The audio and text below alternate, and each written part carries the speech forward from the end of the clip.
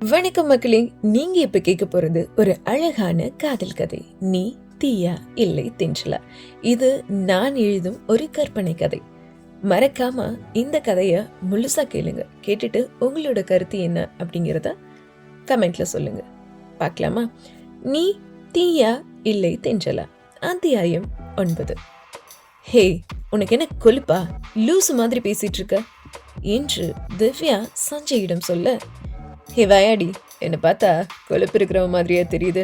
நல்லா பாரு, 6 packs, gym பாடிடி, நான் தெரியலையா பார்த்தா என்று சஞ்சய் சொல்ல, தெரியுது 6 அடி ஆளு தான், ஜிம் பாடி தான், ஆனா ஆளு உடம்பு வளர்ந்த அளவுக்கு அறிவு தான் வளரல என்று திவ்யா சொல்ல, கரெக்டு தான், எனக்கு அறிவில்லை தான், அதனால தான் இன்னும் பொண்டாட்டி ஆக்கிக்கணும்னு ஆசைப்படுறேன் என்று சஞ்சய் சொல்ல, சி பட பைத்தியம் என்று திவ்யா சொல்ல, ஆமாண்டி பைத்தியம்தான், ஓ மேல என்று சஞ்சய் ஒரு மார்க்கமாய் சொல்ல, அந்த நேரம் பார்த்து ஃப்ளைட் கிளம்ப போகிற அனௌன்ஸ்மெண்ட் வர, தங்கச்சிமா நீயும் திவ்யாவும் பத்திரமா வீட்டுக்கு போங்க, 2 daysல நாங்க திரும்பி வந்துடுவோம் என்று சொல்லிவிட்டு ராகவனையும் மதுவையும் ஒரு சேர பார்த்துவிட்டு வாசு அங்கிருந்து நகர, கிளம்புறண்டி, வாயாடி, மீதியெல்லாம் கனடா போயிட்டு வந்து பேசிக்கலாம் என்று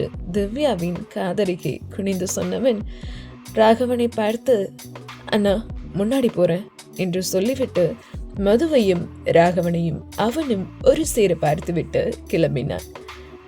மது, நான் பார்க்கிங்ல இருக்கேன், நீ வந்துடு என்று மதுவை பார்த்து சொன்ன திவ்யா ராகவனை பார்த்து, அண்ணா கிளம்புறேன் என்று சொல்லிவிட்டு அங்கிருந்து நகர்ந்தாள். நான் கிளம்பணும் என்று ராகவன் மதுவை பார்த்து சொல்ல, மது தரையை பார்த்திருந்தாள். ராகவன் சொன்னதற்கு என்றாள் மது. நான் கிளம்புறேன்னு சொன்ன என்று ராகவன் மறுபடியும் அழுத்தி சொல்ல, நான் வேண்டான்னு சொல்லலையே என்று மது பதில் தந்தாள். என் கையை நீ விட்டாதான் நான் போக முடியும் என்று ராகவன் சொல்ல, அப்பொழுதுதான் மது ராகவனின் கையை தான் பிடித்திருப்பதை பார்த்தாள்.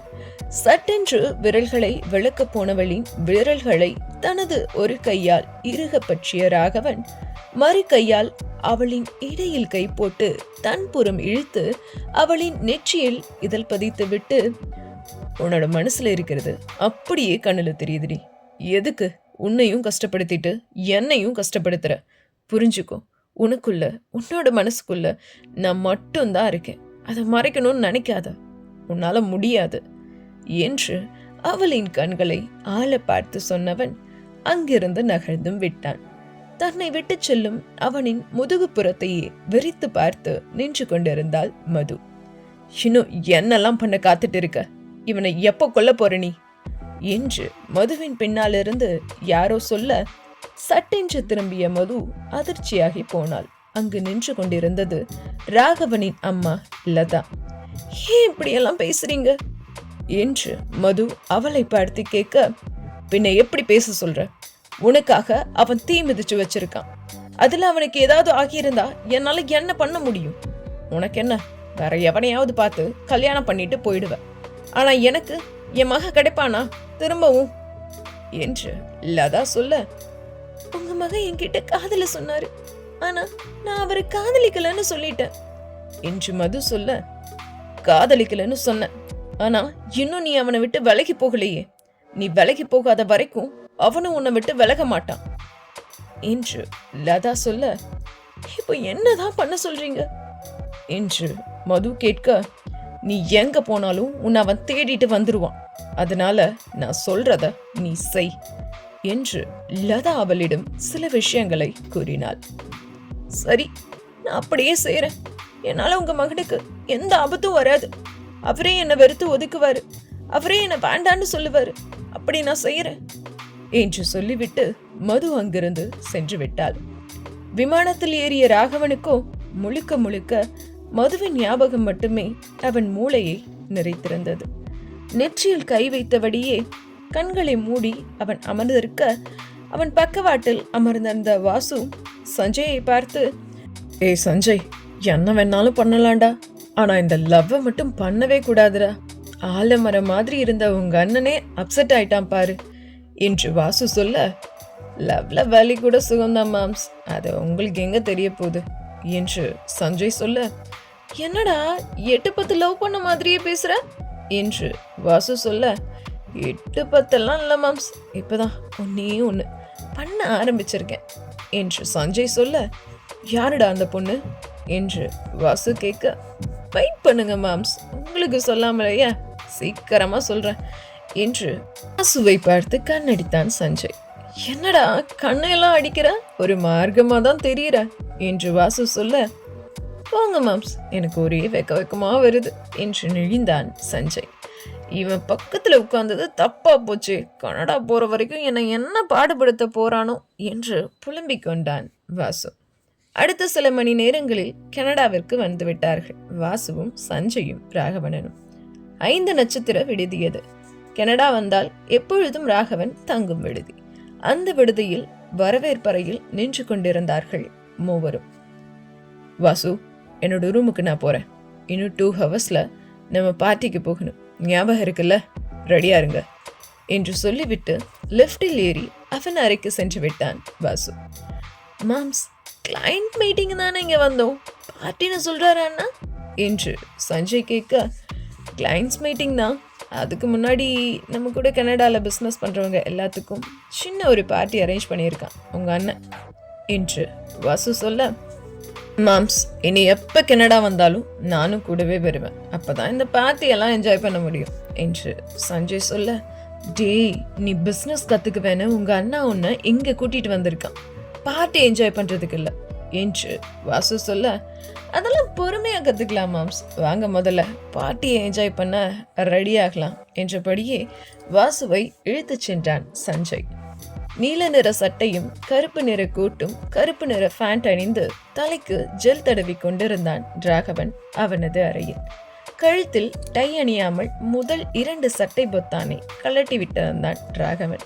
விலை உயர்ந்த பளபள கருப்பு சூவை அணிந்த ராகவன் கண்ணாடி முன் நின்று தன்னை ஒரு நிமிடம் பார்த்து கொண்டான். கண்ணாடி முன் நின்று அவனைத்தான் பார்க்கிறான் ராகவன். ஆனால் அவனுக்கு தெரிந்தது என்னவோ அவளின் முகம்.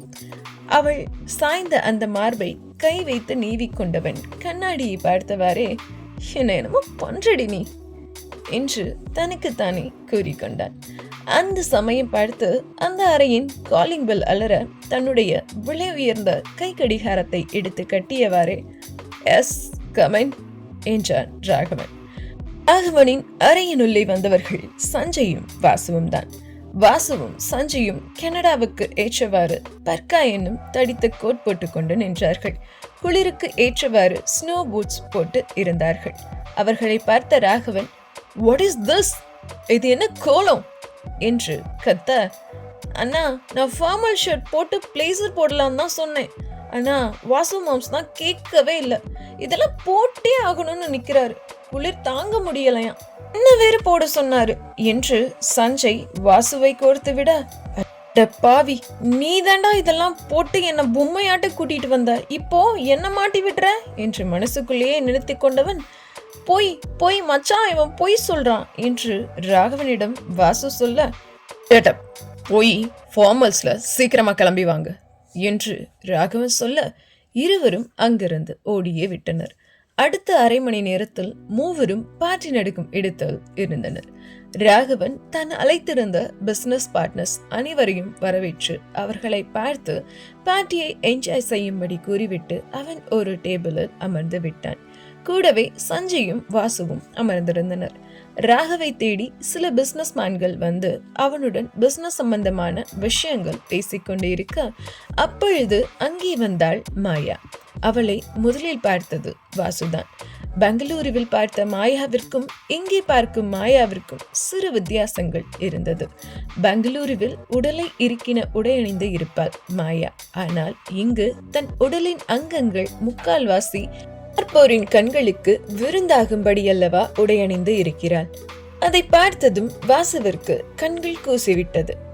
ச்சே, என்ன பொண்ணு இவ, எப்படி ட்ரெஸ் பண்ணணும் அப்படிங்கிறது கூடவா தெரியாது? பெங்களூர்ல ஒரு மாதிரி இருக்கா, இங்க ஒரு மாதிரி இருக்கா. கனடா வந்தா அவ இப்படி எல்லாமா ட்ரெஸ் பண்ணுவா? "ஓ நோ" என்று அவளை திட்டிக் கொண்டிருந்தான் வாசு. அவளின் பின்னாடியே தமிழ் கலாச்சாரத்தை பிரதிபலிக்கும் விதமாக புடவையில் ஒரு பெண் உள்ளே நுழைய அவளின் பாதத்திலிருந்து மெல்ல மேலே பார்த்தான் வாசு. வாசு பார்த்த அந்த பெண் சாத்விகா. அவனை அறியாமலேயே அவளை அவன் ரசித்துக் கொண்டிருந்தான். சாத்விகாவை வெகுவாக ரசித்துக் கொண்டிருந்தான். வாசு சாத்விகாவை பார்த்து கொண்டிருந்த சமயம் மாயா அவர்கள் அமர்ந்திருக்கும் டேபிளின் அருகே வந்தவள் ராகவனின் தோளில் கை வைத்தவள் "ஹாய் ராகவ்" என்று ஹஸ்கி வாய்ஸில் சொல்ல மாயா அவனின் பக்கம் வந்து நெளிந்து கொண்டு நிற்பதை பார்த்துவிட்டு அவர்களிடம் பேசிக் கொண்டிருந்தவர்கள் நாகரிகம் கருதி "ராகவன், நீங்க பேசுங்க, நாங்க வரோம்" என்று சொல்லி அங்கிருந்து நகர்ந்தார்கள். "உங்களுக்கு மட்டும் என்ன தனியா சொல்லணுமா? கெட் அவுட்" என்று வாசுவையும் சஞ்சயையும் பார்த்து கூறினாள் மாயா. அவளை முறைத்து கொண்டே அங்கிருந்து சஞ்சயும் வாசுவும் நகர்ந்து விட்டார்கள். "எல்லாம் பெரியம்மா பண்ற வேலை. இந்த மாயாவுக்கு ரொம்ப தான் இடம் கொடுத்திருக்காங்க" என்று சஞ்சய் சொல்ல, "இதுக்கு காரணம் உங்க அண்ணனும் தான்" என்று வாசு சொல்ல, "வாட்? என்ன சொல்றீங்க மாம்ஸ்?" என்றான் சஞ்சய். "ஆமாடா, மாயாவோட அப்பனையும் பிசினஸ் பார்ட்னரா உங்க அண்ணன் சேர்த்துக்கிட்டான். அதனாலதான் இப்ப இவ இங்க வந்து இருக்கா" என்று வாசு சொல்ல, "அப்பனுக்கு கொடுத்த இன்விடேஷனை திருடி மக வந்திருக்கான்னு சொல்றீங்க, அப்படித்தானே?" என்று சஞ்சய் சொல்ல, "டேய் மாயா, அவளோட அப்பன் உனக்கும் தாய்மாமன் தான். ஒருவேளை ராகவன் மாயாவை கட்டிக்கலன்னா நீ கல்யாணம் பண்ண வேண்டியது கூட வரலாம்" என்று வாசு சொல்ல, "மாம்ஸ், உங்க வாயில நல்ல வார்த்தையே வராதா? பழக்கனை ஊத்தி கழுவுங்க மாம்ஸ் உங்க வாய" என்று சஞ்சய் சொல்ல, "அவ்வளோ பயம் இருக்கு மாப்பிளைக்கு" என்று சிரித்து கொண்டான் வாசு. ராகவனின் அருகில் அவனை நெருங்கி அமர்ந்த மாயா ராகவனின் கைகளை பிடித்துக்கொண்டு, "Raghav, you are looking so smart" என்று கூறினாள். "தேங்க்யூ" என்று சொல்லி முடித்தான் ராகவன். ராகவனிடம் திரும்பவும் மாயா "How I am" என்றாள். நெற்றியை நீவிக்கொண்டு கண்களை மூடி உதட்டை குவித்து என்று ஊதியவன், "இப்போ உனக்கு என்ன வேணும்?" என்று கேட்டான். "நீதான் வேணும் இன்னைக்கு நைட்" என்று மாயா ஆரம்பிக்க, "அதுக்கு கன்னடால நிறைய பேர் இருக்காங்க" ராகவன் சொல்ல மாயாவிற்கு செருப்பால் அடித்தது போல இருந்தது. ராகவன் சொன்னதை கேட்ட மாயா "ராகவ்" என்று கத்த அவனின் உதட்டின் மேலே ஒற்றை விரலை வைத்து, "ஷ், என்கிட்ட இருந்து தள்ளியேறு, அதுதான் உனக்கு நல்லது" என்று சொல்லிவிட்டு அந்த இடத்திலிருந்து நகர்ந்து விட்டான். "எங்க போயிடுவ? இந்த கனடால இருந்து நீ திரும்பி போகும்போது நீயும் நானும் ஒன்னாதான் போக போறோம். மிஸ்ஸஸ் ராகவனாதான் நான் இந்த கனடாவை விட்டு கிளம்புவேன்" என்று தனக்குத்தானே சபதம் எடுத்துக்கொண்டாள் மாயா. மாயாவின் சபதம் நிறைவேறுமா என்பதை நாம் அடுத்த அத்தியாயத்தில் பார்க்கலாம்.